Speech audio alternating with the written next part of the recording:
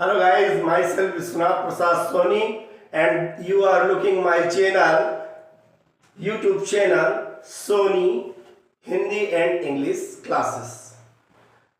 आप मेरे YouTube channel पे जाकर मेरी और भी क्लासेस जो कि पार्ट्स ऑफ स्पीच के वर्ब, एडवर्ब, एडजेक्टिव आदि की क्लासेस हैं, आप जो है देख सकते हैं तथा हिंदी व्याकरण के भी कई खंड आपको उसमें देखने को मिलेंगे।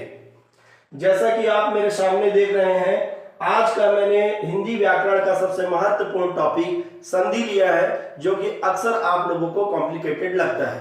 I hope it will be helpful for yourself.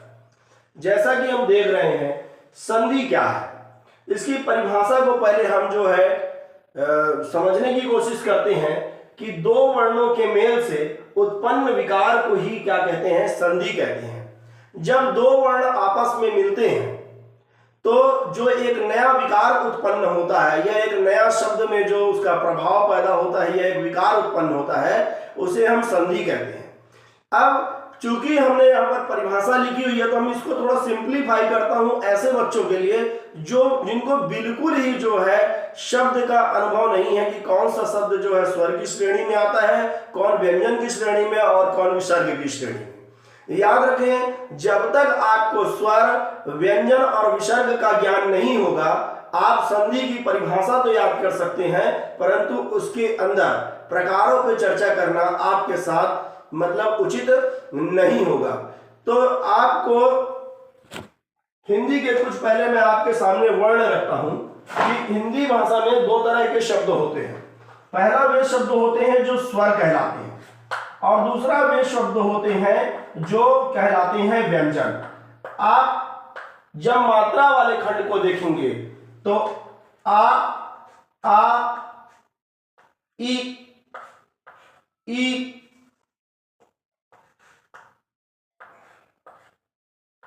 उ, ये जो मात्राएं होती हैं, आ, ई, उ, ए, ओ, औ, ये जो आपके और ऋषि, ये जो आपके ये वर्ण आते हैं, इसे जो है हम क्या कहते हैं, स्वर कहते हैं। इसके अतिरिक्त जितने भी शब्द आते हैं, जैसे का, खा, गा, घा, चा, छा, जा, या, पा, फा, बा, भा, टा, ठा, डा, दा, दा, ये जितने भी बाकी जो शब्द बसते हैं, इन मात्रा वाले शब्दों को छोड़कर बाकी जो शब्द बसते हैं उसे हम व्यंजन कहते हैं। तो कम से कम स्वर और व्यंजन को समझना जो है बहुत ही आसान है कि ये 11 जो होते हैं स्वर होते हैं, आ, ई, उ, ए, ओ, औ, और साथ ही साथ जो है ऋषि। इसके बाद जो बचे हुए जो अल्फाबेट्स होते हैं उसे हम व्यंजन कहते हैं। मतलब अगर स्वर को हम बोले तो वाउल और व्यंजन को बोले तो कॉन्सोनेंट। ये बहुत सिंपल है कि आप स्वर और व्यंजन को जाने, ठीक है। साथ ही साथ विसर्ग क्या है, तो विसर्ग एक चिन्ह है जो कि अधिकतर तौर पे आपने संस्कृत में उपयोग होते हुए देखा होगा।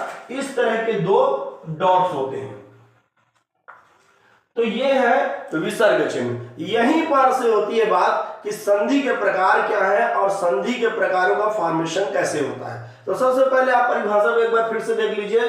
दो वर्णों के मेल से उत्पन्न विकार को संधि कहते हैं। याद रखिए, अगर वो स्वर है तो भी वो वर्ण है, अगर वो व्यंजन है तो भी वो वर्ण है।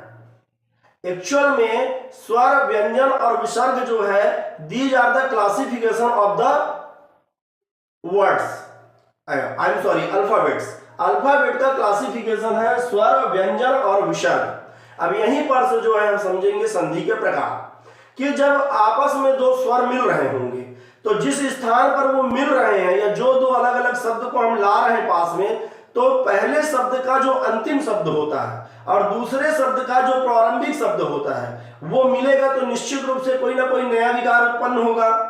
इसी तरीके से दो व्यंजन आपस में आएंगे पास में, या एक व्यंजन के साथ एक स्वर आएगा तो भी जो है जो शब्द मिल रहा होगा आपस में उससे एक विकार पैदा होगा। इसी तरीके से एक विसर्ग के साथ कोई स्वर या व्यंजन मिल रहा होगा तो भी एक नया विकार पैदा होगा, और इसी विकार को जो है हिंदी व्याकरण के क्षेत्र में संधि के नाम से जाना जाता है कि दो वर्णों के मेल से उत्पन्न विकार को संधि कहते हैं। सेशन को न बढ़ाते हुए मैं आपको एक छोटा सा यहाँ पर उदाहरण देके आपको सामने प्रस्तुत करूंगा, तो आप शायद आसानी से समझ पाएंगे कि स्वर संधि क्या है, व्यंजन संधि क्या है और विसर्ग संधि क्या है।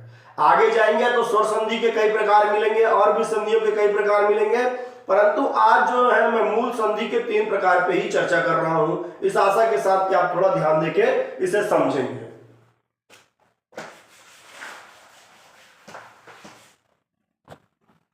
देखेंगे संधि का पहला प्रकार होता है स्वर संधि। ठीक है, स्वर संधि में होता क्या है, ये इसको ध्यान देने वाली बात है कि स्वर संधि में हमेशा ही जो है स्वर के साथ जो है स्वर का मेल होता है।